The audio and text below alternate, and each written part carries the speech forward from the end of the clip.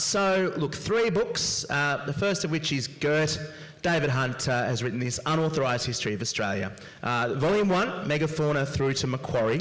Had to finish on something that started with M, I guess, David. It won the Indie Award last year for non-fiction. It's been selling beautifully well. He also has a proper job for the time being, at least. Bill... I don't. I've just left my... Oh, well done. Excellent. Yeah. A round of applause for that, please, I think. Yeah. No one makes it as a writer in this country. I encourage you all to leave your proper jobs. Bill Garner is an award-winning historian, screenwriter, playwright and avid camper. And his book, Born in a Tent, is a social history of camping in Australia, an activity that, when you look at it, has actually really formed our country and brought us together in lots of ways, whether we're exploring, settling, going to war or relaxing. He argues that, like one of our greatest poets, Henry Lawson, we were collectively born in a tent. I was disappointed, though, that Bill wasn't actually born in a tent. That's slightly misrepresentative, but we'll gloss over that. You've certainly spent plenty of time in tents over the years, Bill. Yes, I have, Dom, but, you know, probably not more than most people who go camping. And I think the only difference is that I've probably thought more about it. Evidently, yeah, absolutely. And our third panellist today is Bob McTavish, a legend in Australian surfing, both out on the ocean and as a shaper. And we'll hear all about how you shape surfboards. It's made him a household name.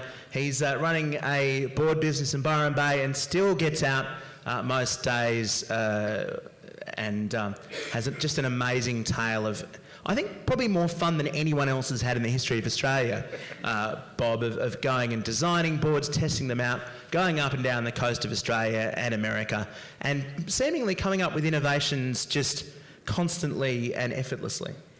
Just to survive, mate, just to survive. Absolutely, all right. And so if we could just draw a common thread between these 3 panellists and their books. If you imagine, just get this picture in your mind before we start, imagine Governor Phillip in Sydney Cove emerging from a tent and catching a massive wave on an awesome surfboard that he's designed himself. That's the sort of image for this panel. And it actually happened. So you're always hard to know. There are a lot of jokes in Gert, and you're sort of going, surely Justin Bieber wasn't around in the 1800s. Now, I'm going to talk to each of these authors in turn to just give you a little bit of insight into what they've written about, into the particular elements of quirky Australian history that they have looked at, and then we'll have a discussion drawing the common threads between the 3. Let's start with Bill Garner. Let's talk about his book, Born in a Tent. And Bill, you suggest that you can tell a lot about a person based on whether they're a camper or not. Reading between the lines, I get the sense you think campers are better. As a non-camper myself, what am I missing out on? No, I think that actually you find that that the world divides up into campers and non-campers, but in my view, non-campers are actually people who went camping once and had a bad time, right? So true. And for that same bad experience for the non-camper is, of course, merely a rite of passage for the camper, because campers, when they tell you their stories, will always tell you the disaster stories. These are the ones they start with. I don't think campers are better. I just think that probably even non-campers have inherited some of the sort of values and attitudes and behaviour of campers. So we all benefit. Yeah, that's right. Can I do a quick straw poll of the room? By acclamation, if you consider yourself a camper, please applaud. Campers. And the non-campers, please. Oh, all right. What? You're very lucky to have benefited from the campers. Yeah, and we're here to learn, and you know what? I think the campers clap much harder than the non-campers there too. And now, what gave you the idea to write this book about the history of camping in Australia? A conversation around a campfire? Of course. Actually, it wasn't a campfire, because the campfires were banned. It was at Wilson's Promontory down in Victoria, a terrific camping spot. We weren't allowed to have fires, so I was sitting around... We were sitting around a kerosene lamp.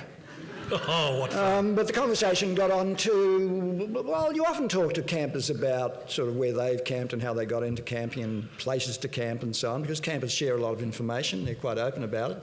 Got talking, and we started wondering about the history of camping, whether anything had been written about it, and it appeared that nothing, no one knew of anything, and we thought that it must have been pretty common through the sort of period of settlement and so on. And And so that's where it started for me, and I went back to Melbourne and I went to the State Library and checked out the catalogue, and there was nothing. So I wrote an article for a magazine. I just made it up. This is your technique almost. No, you didn't make it.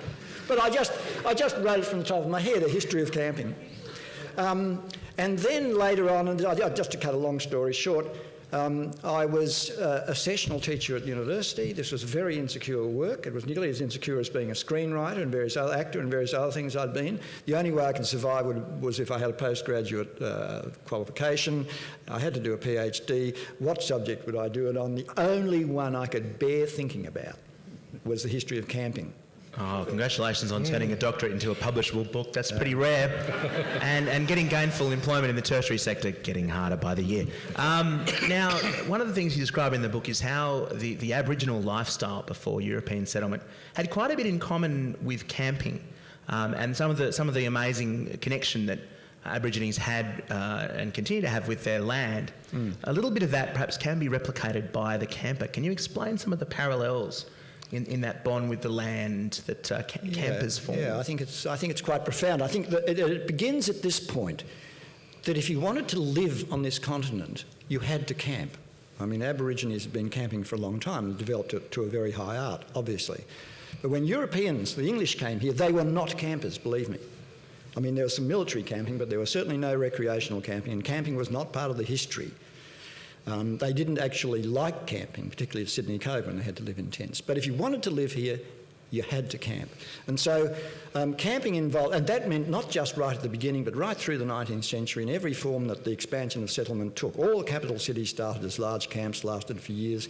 The squatters were campers, the selectors were campers, the explorers were campers, the gold diggers were campers. All the people who built the infrastructure of Australia, they were all campers. Campers everywhere for a very long time. People who built Canberra were campers. Indeed, they the atmosphere got even less when they'd finished. That's right. Now, the thing about it is that, in my view, this experience of camping, living outside, living close to the natural environment, brought Europeans as close to the Aboriginal way of life as anything ever has. And it's quite interesting that camping is not a sort of cultural activity which Europeans were appropriating. There was nothing sort of ethically problematic about, for example, adopting Aboriginal camping technologies themselves, bark shelters and so on, bark and use of brush, which were borrowed from Aborigines, because when the Europeans came here, they knew nothing about using bark to build with, to strip it from stringy barks, for example. Didn't know how to get it off the tree, didn't know how to make it straight once you got it off the tree. These things had to be learned. And at the same time, the blackfellas were quite happy to pick up some new materials that came in, a bit of canvas or whatever it was. So there's actually an exchange of technologies. And I think that what happens is that it's actually, in my view, a practice so sort of ancient and so basic that we can share it without any feeling of guilt or appropriation. And what is fundamentally, it's about living outside with the country, with country. You're not dominating it as a camper, you're fitting yourself to it. And that comes about as close as you can come to allowing the country, as it were, to own you rather than you owning it. Absolutely. And one of the reasons we're sitting here today, in fact, probably the biggest reason that we're sitting in this place today, is because of camping. That's absolutely right. And it's one of the things that slipped past the historians' notice, I think, because it's there in all the records. When Arthur Phillip arrived at the First Fleet in 1788, he brought 660 tents, real tents with poles and ropes and what were called pins, which we call pegs. So that and everyone was moved into tents. Okay, now this is before they chopped down trees and so on. So those tents were spread around the cove, among the trees and so on. They wouldn't have put them all up, a lot would have been spare. But let's imagine that to house, say, 1,300 people, they had 200 or 300 tents, 300 tents. That initial settlement looked very much like one of our summer holiday camps by the beach. And furthermore... Those happy convicts frolicking in the sun and the surf. They hated camping. So they set about, as we know the familiar story about trying to build those huts and having trouble with all the local materials. Those huts were so useless that they kept the tents up for 2 years. They were actually living in tents. And when the Second Fleet arrived, they added another 100 tents. So that and by the way, there are virtually no images of those tents. There's one image that we're all familiar with, taken from out on the water, showing a couple of ships in the foreground. You can count 28 tents if you look very closely. It's the engraving by So it Hunting. wasn't an image, that's right, it wasn't an image that Philip wanted sent back to London, because living in tents 2 years after you'd arrived was not evidence of settlement, civilisation or progress. I love this, yeah. So he sends back all these things saying, oh, definitely building huts. That's right. It's all going very well, still intense. That's right, that's right. Yes, and eventually they got there. But it wasn't just the early settlers who did it, as you described, when people built the country, built railways, all these things, they had to go out and do it. But also the land grab through squatters happens in tents, and the gold rush leading up to the Eureka Stockade, all very much That's right. camping. So camping actually becomes, in essence, a proxy for the social history of our country. Absolutely, and the thing about camping, and even those who don't camp would probably understand this, perhaps if you've just been camping, but camping involves a very different form of domestic and social organisation. You have to do things in a different way when you're camping. And it's my belief that actually having to do things in that way, that sort of simplified domestic routine, where activities are broken down into very basic sort of elements, was very important when you're working with minimal materials, very important in terms of getting by with very little, having an attitude of not complaining. Improvisation was an absolutely essential skill that you had to have. At the same time, the campfire was an inherently and physically egalitarian situation. There's no head of the table. It makes the class system difficult to sustain. And what you find in the early accounts, of course, is that people of different status are actually sitting around the campfire together. And so it seems to me that when you're looking for an explanation of how, in a way, a distinctive Australian ethos developed, which in the early days of the 19th century was actually called the Australian way. You kept your sort of English or French or Scottish sort of national identity, but in Australia you adopted the Australian way. This was related very much to the way you had to live while you were camping. Very distinctive. And in fact, from the 1820s onwards, a night in the bush camping out was regarded as the quintessential Australian experience. And they actually advertised it, didn't they, in the UK with pictures of the bush and all this sort of stuff. That's right. But then also it goes on to be an essential part of the union movement, I guess, building on that idea of egalitarianism.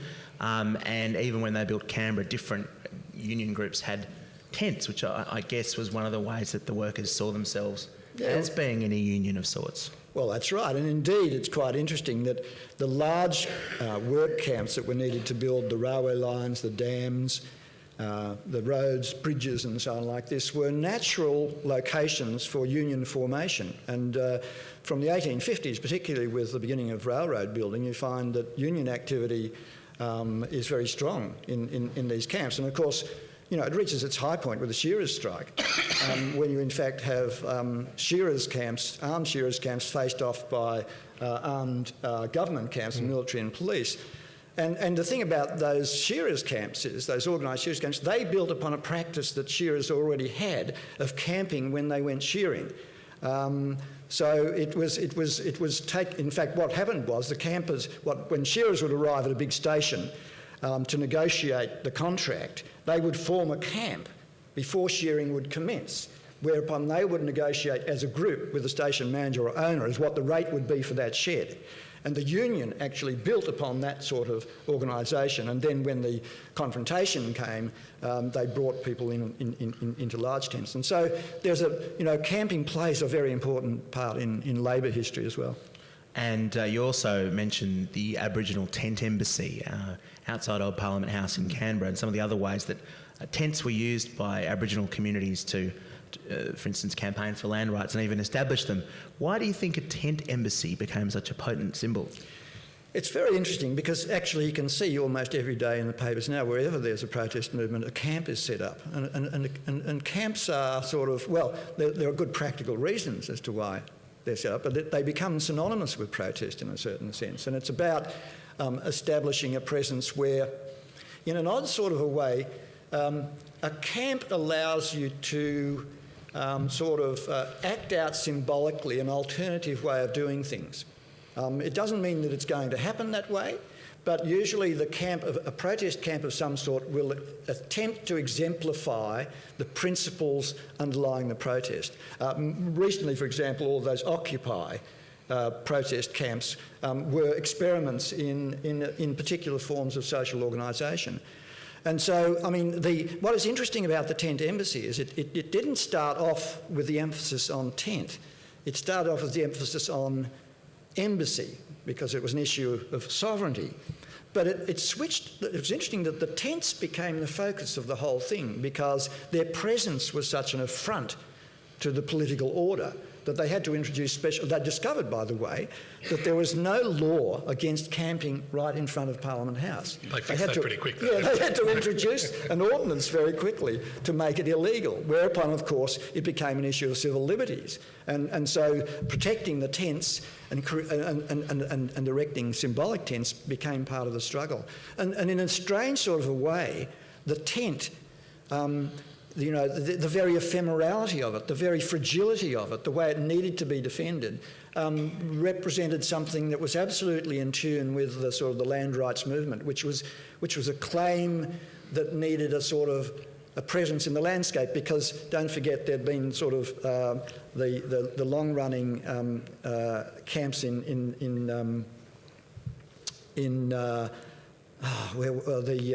the Aboriginal protest camps over land rights had been running for 6 years by that stage.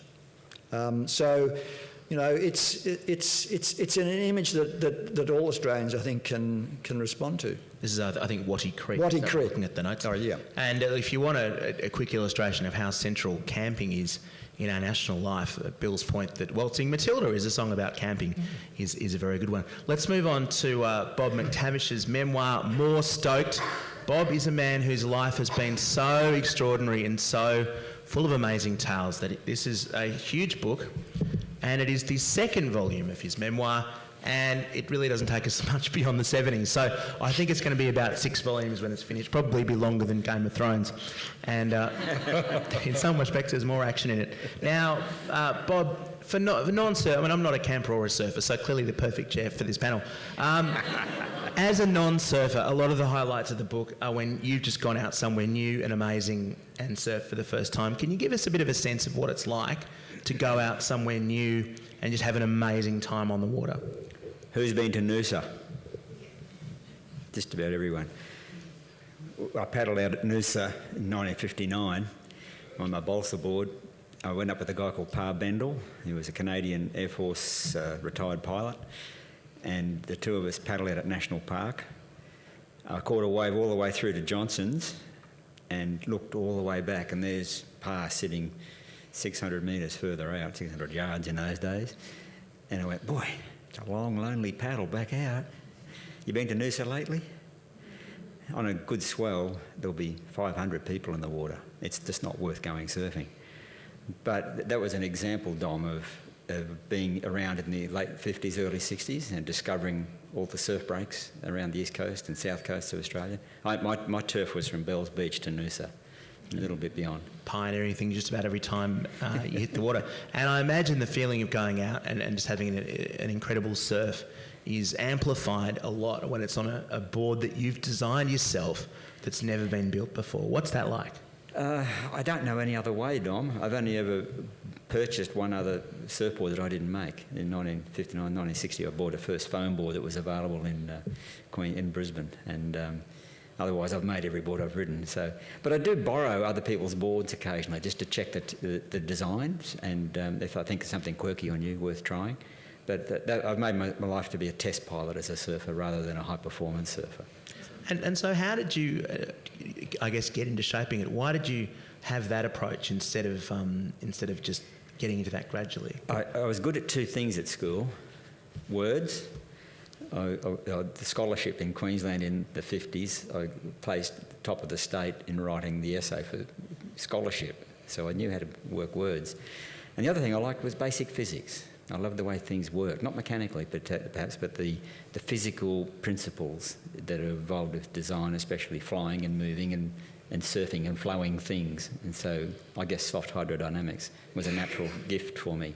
So those two things have combined to give me a career. And somehow you have a way of thinking outside the box, of looking at the relatively simple elements of a surfboard and just thinking, why does it have to be that way? Why can't it be this way instead? And you've done that repeatedly throughout your life. How do you think it is that you have this way of just sort of coming up with new ways to do things? Good question, Dom, and I don't know the answer. If you could bottle it, you'd be doing pretty well. Now, you've been a fixture at Lennox Head for a long time. Yeah. You lived there. I left there this morning to jump on a plane. Absolutely. And your book describes the first moment you set foot at Lennox Head and went out for a surf. What was that like? Does everyone know Lennox Head? It's the suburb of Byron now, but it's a wonderful little suburb. But it's a wonderful place because it's got that massive bulk of a headland and the best big wave surf spot on the east coast of Australia, because it's got warm water, the subtropical water plus the big south swells can wrap in there. And just this morning as we flew over, it was awesome. It was cracking. But yeah, it to me was the place where you could develop surfboards, because you had a great range of waves from small right through to 15 feet. Oh, so it was a great test lab for any sort of surfing. Best test lab. And there was no one living there, you know. It was just wide open. There were 2 other kids surfing in town when I lobbed there in 68. Yeah, there's an amazing photo in the book of the spot where you built a house, just sort of on a headland with nothing else around. It must be a far cry from that nowadays. Yeah, we built the house for $25,000 in 1978, including the land, and it had a massive, the same height as the Byron Bay Lighthouse, 300 feet, and you could see from Evans Head to Byron Bay from that house. Wonderful. Yeah, sounds absolutely amazing. But of course I went broke a few times and lost the house, but I deviated into some other kind of surfboard technology that's sent me broke. Well, this is also, the tale of an entrepreneur who's come up with stacks of innovations and lost money and found money along the way. Can you tell us a bit about your famous plastic machine, about how you came up with the idea and why it was so different from what had come before? We were following the Californian lead all the way. Australia was just a mirror of California in surfboard design up until 67. And the leaders of the California culture, via their magazines and movies, dominated the way we thought. But I'd been hanging out at Noosa for 3 years and living with a California guy called George Garner, who's kind of an Asperger's extremist who rides a kneeboard. And he was surfing like this, surfing the vertical faces of the wave, not just horizontal, back and forward horizontally, as you do on small waves on longboards. So I said, okay, got to incorporate the vertical element to surfing. In 67, I took off to Sydney because the waves were generally bigger in Sydney, and I had a company that offered me a good deal, and I got stuck into developing boards that could attack the vertical face. And then, having come up with that and inspired that all around the world, you then spearheaded the shortboard revolution. And it was hard for me to understand exactly how different that was, but I get a sense of it reading through the book that essentially you just threw out the textbook and came up with a different way of surfing, which is now still one of the most dominant forms of surfing today. Correct. What inspired you to lop quite a few feet off the surfboard? It was efficiency. We were trying to minimise the surf craft so you could fit into tighter situations and have nothing gunky or gawky hanging around to create issues for you. And so the boards shrunk from, in 67, January, the average board in Australia was 9'6", the average board in America was 10'6" long. By the end of 68, 69, we were down to 6'4", and we'd starting to, and narrow. We'd trimmed a lot of all the flesh out of it. And then what Kelly Slater rides today is the most minimalistic piece of equipment, so nothing can hang you up or create issues. If you had $1 for every shortboard that's been written around the world, you'd be doing all right, I guess. But as well as the story of surfing and all these amazing changes that you've been involved with, it's also, it's a personal story. It's a story about your life. And in amongst all the surfing adventures, you became a single dad at 26 in an era where that was rare. How hard was it to care for your one-year-old daughter, Renee, while you were living that kind of life? It was really quite different from what I gather. As I say in the book, I made 2 vows in that period, and the first vow was to look after this little girl till she could fend for herself. Drugs were ripping through society. I was involved in marijuana and LSD and as psychedelics, which we call window. We were searching into ourselves and searching the world, and it was the counterculture push of 67, 68, and unfortunately my first wife went beyond that, and I came back from California and found this little girl in bad shape, and I just had to take off with her. and trying to make a living was very difficult, and there was no dole. So I had a friend who babysit her, and I'd go and work in the pushing pigs around in Norco in Byron Bay, and earning scratchings. But I was only renting a place for $2 a week, an old farmhouse.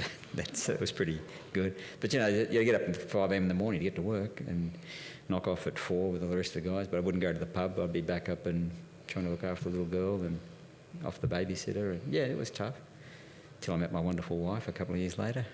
Yes, there's a delightful love story in here as well. And finally, Bob, after all these years of designing for other people and seeing your ideas make a lot of money for others, you set up your own company. How did it feel to actually open the doors of your first business that you actually owned? Very hard for my wife. She did the paperwork. I've got great pride in each product, and it was good to oversee that each board was as good as I could make it. And that's still the way it is today. And we make 25 surfboards a week in our Byron Bay factory. That's all. Each one's a bespoke product. Each one has a customer's name on it, and we're made direct for each individual customer.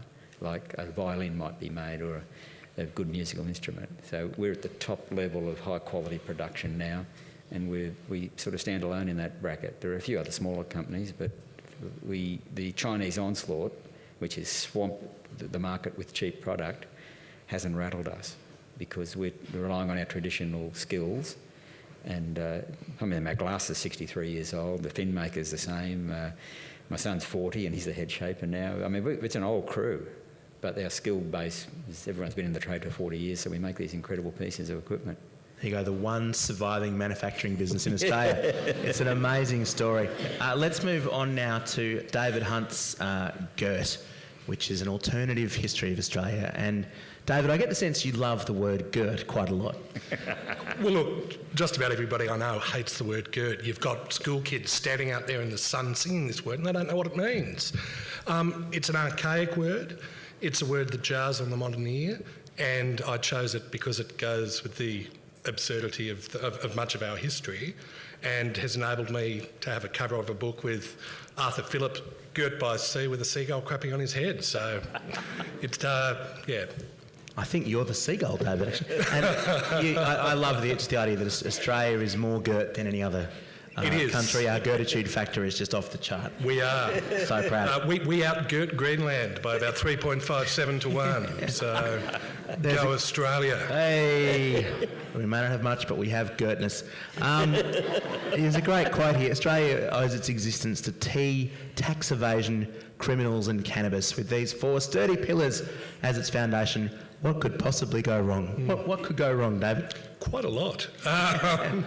The tea story is the Americans were basically the dumping ground for Britain's convicts until the American War of Independence, and the Boston Tea Party, which involved lots of fat, pasty Americans disguising themselves poorly as Mohawk Indians and throwing tea into the harbour, triggered in many ways the American Revolutionary War.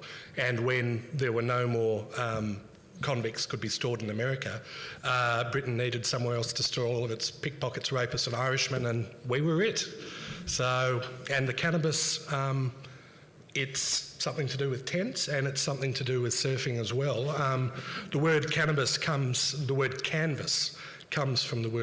cannabis, and cannabis sativa was used to make the hemp for sails, and the Royal Navy was basically running out of hemp because Catherine the Great was warehousing it all and wasn't selling it to the Brits. And so the British saw Australia as a place where they could grow some good gear. Had a vision of Nimbin. Yeah, the plan for settling Australia was called the Heads of a Plan. And so they decided that they'd want to try and grow some stuff on Norfolk Island. Yes, and if you haven't read GERT, it's not the history that we learn in school. It's far more exciting.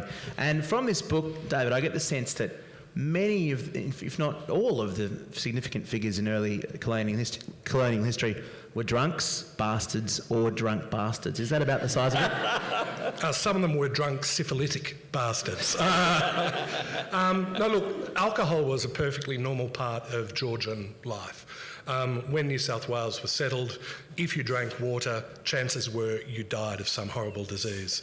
So people drank small beer, they drank rum, and in New South Wales, we called all spirituous liquors rum. We weren't terribly original when it came to naming alcohol. If it was alcoholic, we'd call it rum and really wouldn't care too much more about it. So drinking, boozing was a very, very common part of Georgian life. Lachlan Macquarie once described that he needed to be more responsible and moderate, and he described that in his diary as getting up by 2:30 in the afternoon, drinking no more than 12 glasses of wine and one strong beer a night, and only drinking malt liquor during daylight hours. And for him, that was going soft. Yeah. There's a great moment when you read Gert where there's a sentence. It sort of talks about this liquor that everyone was interested in that they could turn into gold. Its name was, and if you can see that, rum. And we talk about the rum corps and the rum rebellion. I mean, is this a misrepresentation? How fundamental was rum to early colonial life? Look, when Governor Phillip first settled the colony, there was a desire that it be a dry colony. And the Admiralty said, you're not going to have any booze there. And the sailors said, bollocks to that, and insisted that they be able to drink, but it was policy that the convicts wouldn't, and of course that wouldn't work. The soldiers traded rum for labour, for sexual favours, for goods, and rum became in many ways the de facto currency of choice, because what's unique about Australia and the way it was settled, there was a deliberate plan not to have any currency, not to have a treasury. And basically they wanted New South Wales to be like a socialist commune where you'd sit there on your small pot of land, you'd spend a couple of months growing a turnip, and then you'd give it to the bloke next door and he'd give you some goat's milk. And so this was the idea of what our economy would be like. And so there's no money, and rum does become a very popular form of barter. And it's just fascinating too how fundamental to all of that the New South Wales Corps were, with a finger in every pie, I guess setting up a mode of operation which persists in King's Cross to this day with the authorities. I mean, how did they get into such a position of sort of illicit control?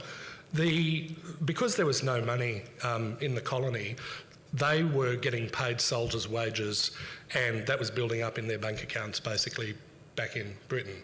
They were able to order on consignment against their wages and would run massive importation businesses, import goods into the colony, breaking the monopoly of the British East India Company, which was meant to be the only organisation that could bring goods in. And basically, if anybody tried to compete with the Corps, they suffered from unfortunate accidents, like falling down their stairs in the middle of the night, even though everybody lived in one-storey houses. So if you cut in on the Corps' action, bad things happen to you. And they'd have markups of up to 2,000% on some products. So they became very rich very quickly. Well, thank goodness in 2014 there's absolutely no corruption in New South Wales at all. None whatsoever. Phew. And quite a bit of this history is actually revisionist in a sense, David. I mean, we grow up learning about all these figures. Our suburbs and streets are named after them. They're often on our banknotes and so on. And according to your book, most of them are jerks. Particularly MacArthur is a particular villain. He's kind of like an Eddie Abede figure that... oh no, he was sexier than Eddie. He was sexier. But I mean, Eddie Abede brought down quite a few premiers. Yeah. MacArthur's tally was 5 governors, amazingly. Yeah, 5-0. MacArthur was like the Heathcliff of Australian history. He had these sort of cascading dark locks. He had scars from smallpox, but they weren't, bad scars. They sort of made him even more sort of alluring. He was a Svengali-like character who another officer of the Corps admiringly described as keen as a razor and as rapacious as a shark. The ladies loved him. Men were afraid of him. He used his considerable influence to get what he wanted. He stacked the judiciary with his mates. He controlled many of the businesses in the colony in the early days. And if you crossed MacArthur, he was likely to challenge you to a duel. If you upset him, he'd challenge you to a duel and then happily shoot you. So Yeah, he'd he was a good cheat in the shot. duels. He did cheat in some duels as well, yeah. Yeah, there was no ICAC in those days. But probably the greatest villain or most unpleasant character in the book is the extraordinary Bligh. It turns out that his mutiny on the Bounty was far from unique. Yeah. He actually had a life spent making people hate him. He was the Carl Sanderlands of colonial Sydney. Why was he, if I may use your historian's term, such a bastard? Yeah, he was a bastard with a capital B. He was a guy who, somewhere when God was handing out, genes for grace, courage under fire, tact and discretion, he was at the back of the queue. He was incredibly unpopular with nearly everybody who served on his boats. So the mutiny on the Bounty was probably, tension had been building for a while, but he basically accused Fletcher Christian of stealing his coconuts. And so you have his own private stash of coconuts, and Christian denies this. And Bligh then says, and I suppose you'll steal my yams next too. And Christian basically said, I'm not putting up with this anymore, rebelled against him. 18 loyalists get into a very small boat. And if you spend months at sea with such an unpleasant person, his own loyalists tried to mutiny on several occasions. They actually believed they were all getting really skinny, but he still looked in pretty good shape, and he was in charge of handing out the bread ration in this tiny boat. And they believed that when no one was looking, he'd sprinkle a few crumbs in the bottom of the boat and would, have a nibble while no one was looking. So his own men didn't like him. He was subject to another great mutiny off the English coast. Of course, the Rum Rebellion, which is, we know how to have a proper revolution in Australia. The Americans, for example, they've got this great war of independence, Paul Revere riding through the night. The French have got the storming of the Bastille. Our one and only military coup involves a bunch of soldiers playing flutes, banging drums and singing as they march on Government House, and the only armed resistance is Bligh's daughter, who assaults them with a small paper umbrella. So never let it be said that we don't know how to do revolution properly. I hadn't realised till I read this book either the irony that the Bounty Bar contains coconut. It does, yes. There are so many great Captain's stories. Cook log does not contain Captain Cook. I can't go through all of them. We haven't the time, unfortunately, but Governor Phillip and his socialist utopia is hilarious. Matthew Flinders and his cat Trim, the two superstars. Pemulwuy, the early Aboriginal warrior who I think should have a movie made about him where he just goes and kicks ass over and over again. Played by Samuel L. Jackson, I That would be think. brilliant.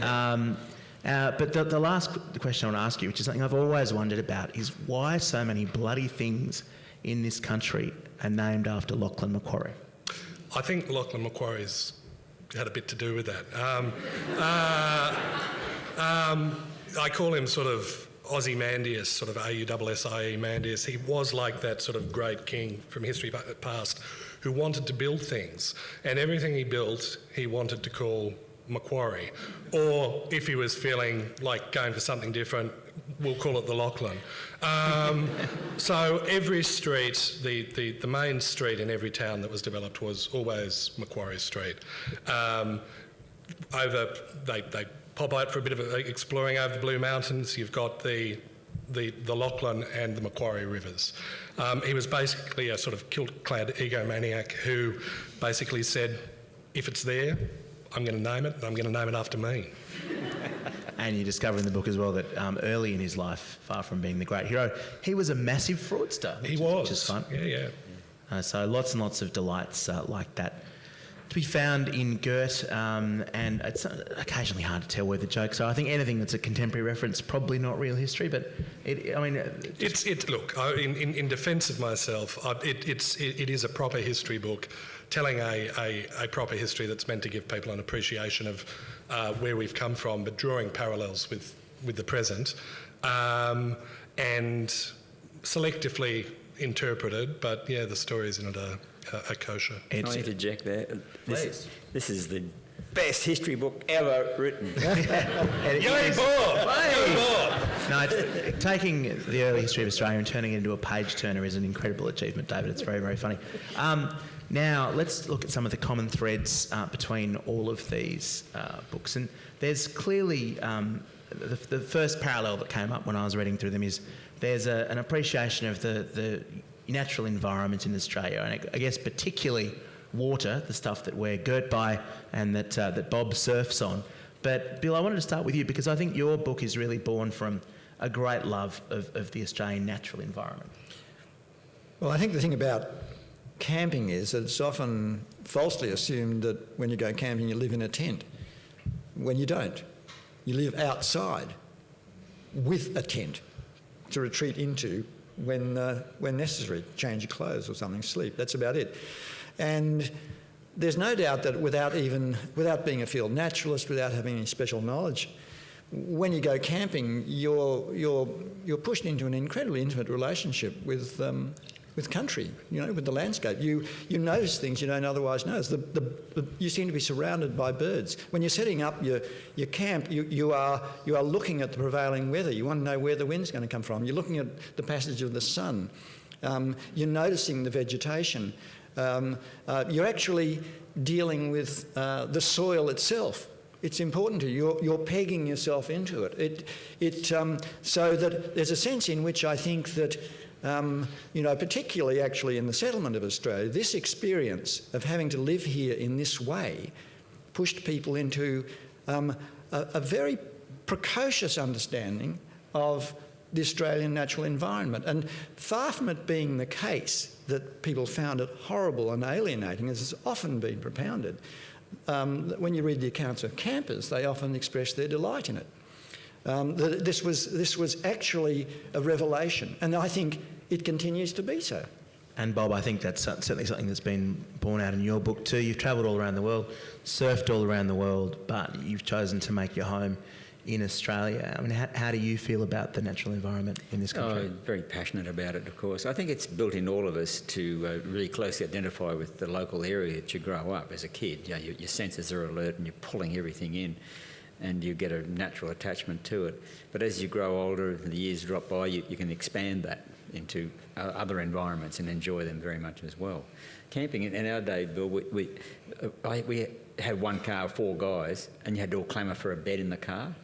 So the driver got the front seat, no, the back seat, sorry, the shotgun got the front seat. The other 2 of us either slept under the car if it was raining. Can you imagine that? With the sump in your face here.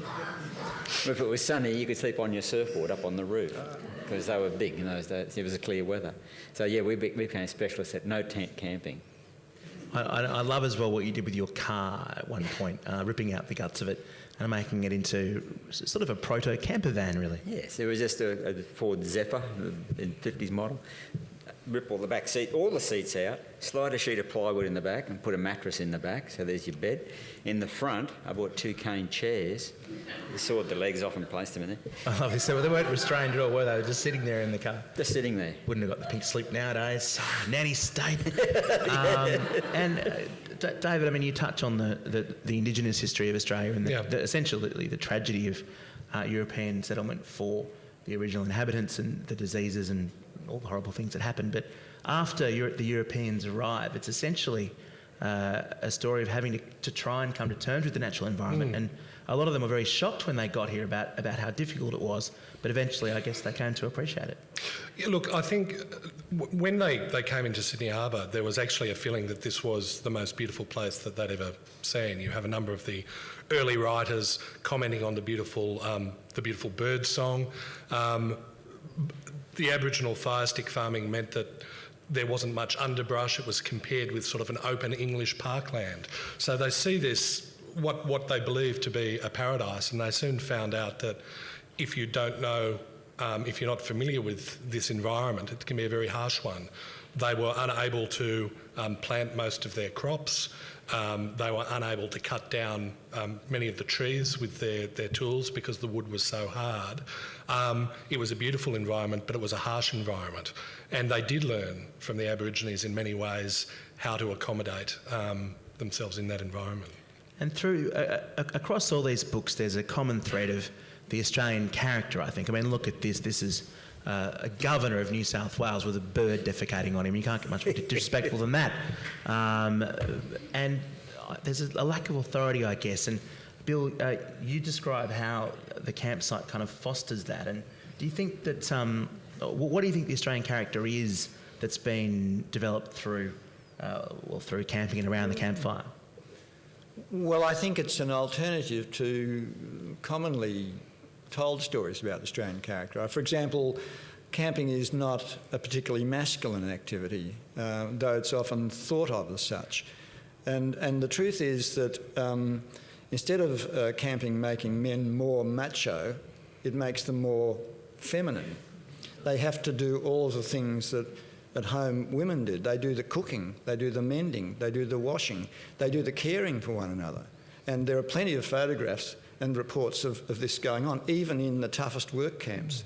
And so that I think it's actually, there's a different story. The other thing too is that you know, our attempts to find a national character have continued to founder because they tended to be male and exclusive in one way or another, so that the bushman, the pioneer, the digger, the sports hero, were all fundamentally masculine characters that excluded a lot of others. But the truth is that, for example, the camper, there is no actual figure of the camper, and the camper has no gender, no ethnicity, no particular class or whatever. And I think that, you know, there's a possibility there for understand, because let's be clear about it. I mean, as someone like Claire Wright has shown recently with a history of Eureka, I mean, once you start putting the women back into the story, they're there in the exact numbers that they were here. And the truth is that with the early settlers and the free settlers, selectors and so on, the women were camping alongside the men, and their experience was very similar, and they speak very positively of it. So I think that there's a possibility here that camping can offer a sort of foundation story which has a practice that doesn't exclude anyone who had to live here.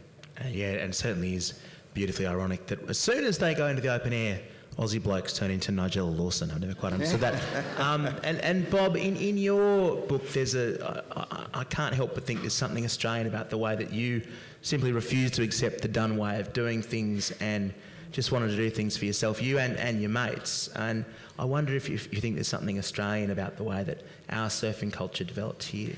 Oh, absolutely. I mean, we came from the surf clubs, but they became so regimented by the 50s, there was like a military structure. So once we got the surfboards, the Malibus and so on, we took off. You know, we were gone, and we were the bad guys. And the clubs rallied by trying to register surfboards, and if they lost it and washed between the flags, it was confiscated for a few days, etc. So it was a bit of a raging battle. But surfers were on the forefront of rebellion right from the beginning of the 60s.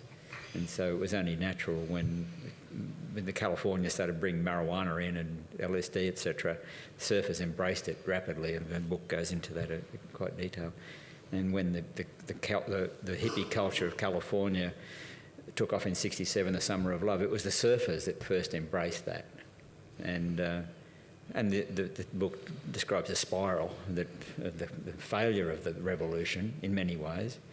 But then again, there was the victories too, you know, because the things we were fighting for and believing in, Whitlam came along and introduced a big swag of them, you know, with the pre-medical, and the dole suddenly shot up. And so this era in my book is it shows how surfers were really at that cutting edge of the changes that were happening. And the surfers never wanted to live by the 9-to-5 schedule, and because the surf demanded that you chase the waves.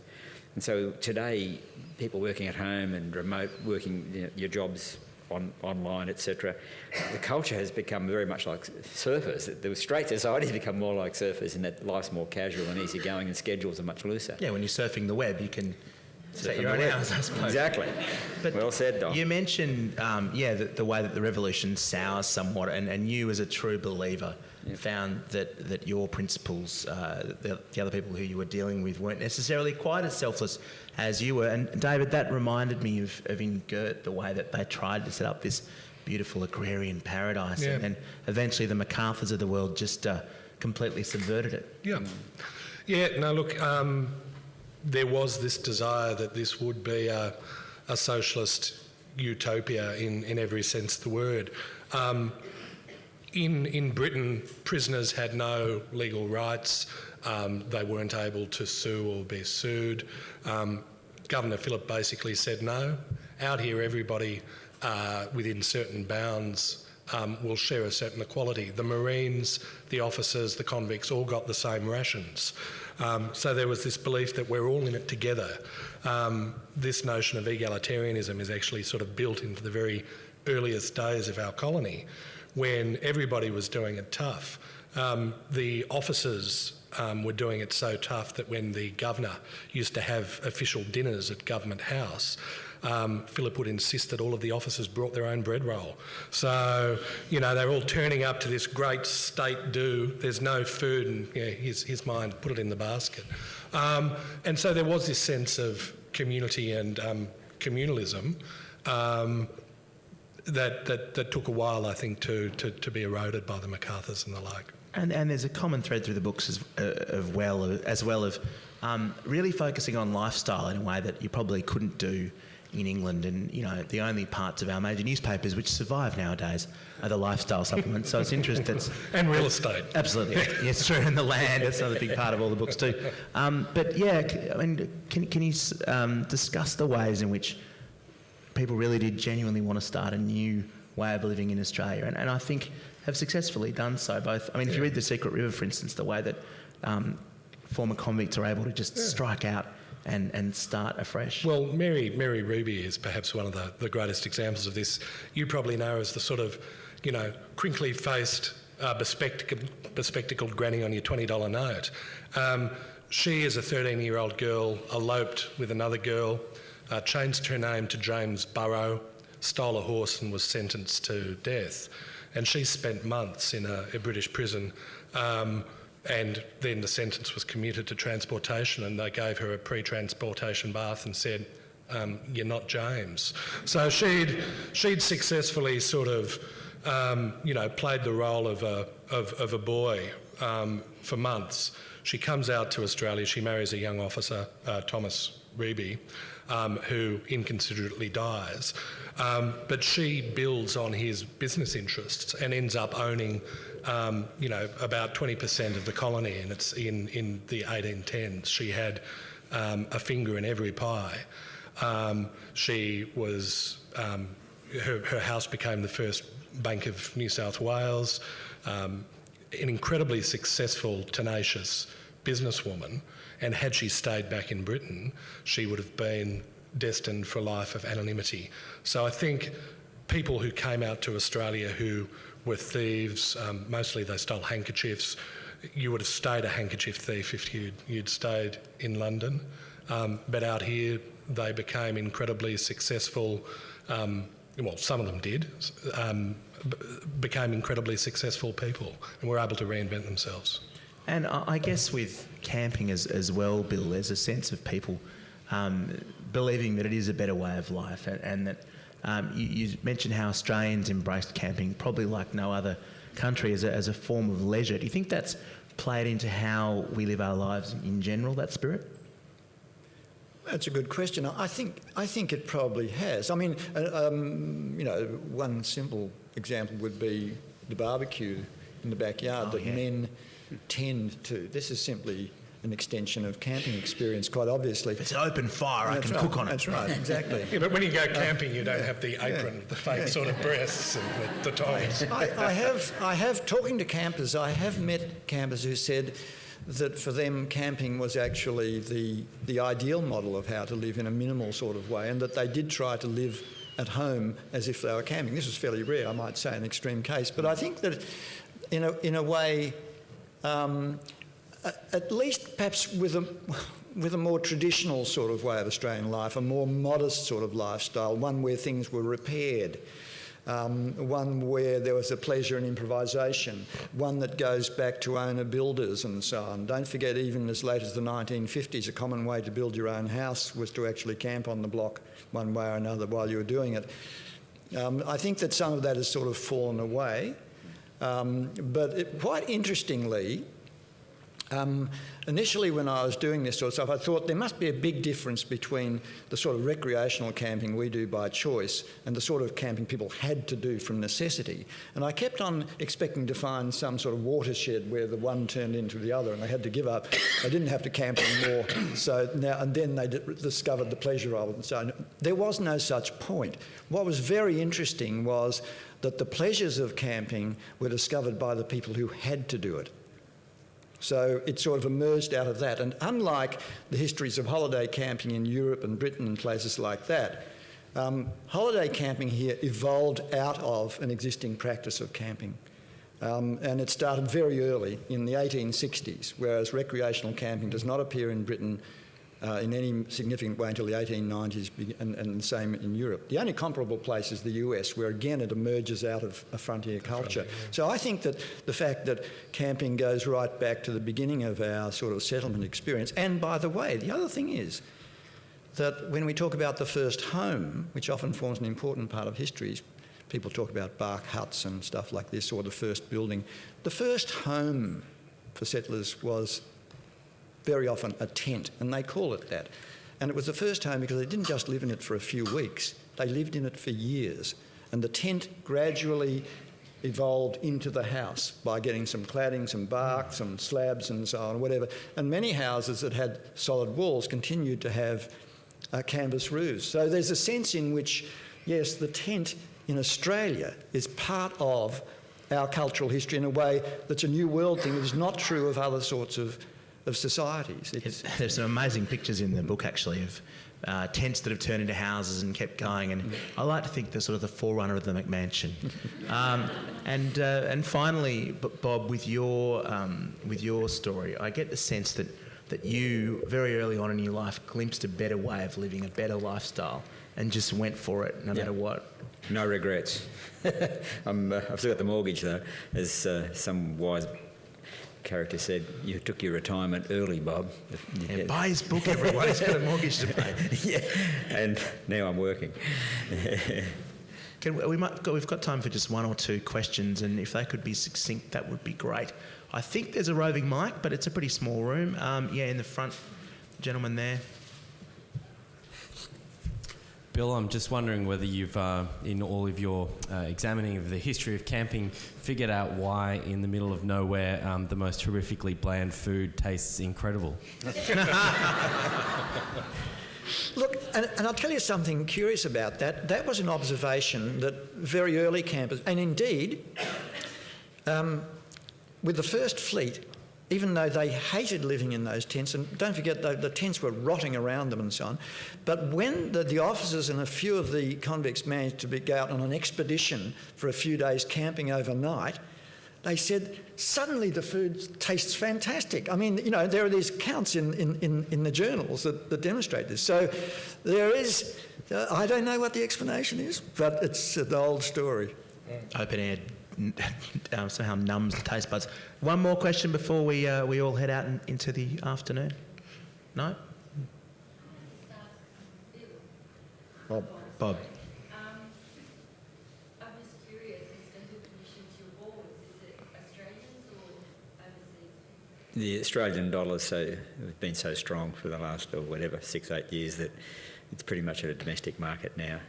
Yeah, I've done a few designs that are produced in Asia that are marketed around the world, but that's just so I believe that good design has to get spread around, and it doesn't earn me much money, believe me. Oh, I reckon come and have a chat afterwards, Matt, and maybe there's a combo with the book and a surfboard. Could be excellent. Look, it's been a really lovely panel. Thank you so much for coming in. The books, of course, Bill Garner's Born in a Tent, Bob McTavish's More Stoked, the sequel to Stoked. What's the third one going to be called? Oh, that's a given. Stoked again, Stoked the Revenge. Forever Stoked. And, of course, David Hunt's Gert. All available, and they'll be available to sign them afterwards. Thank you so much for coming. Please thank our panel. Thank you, Bob.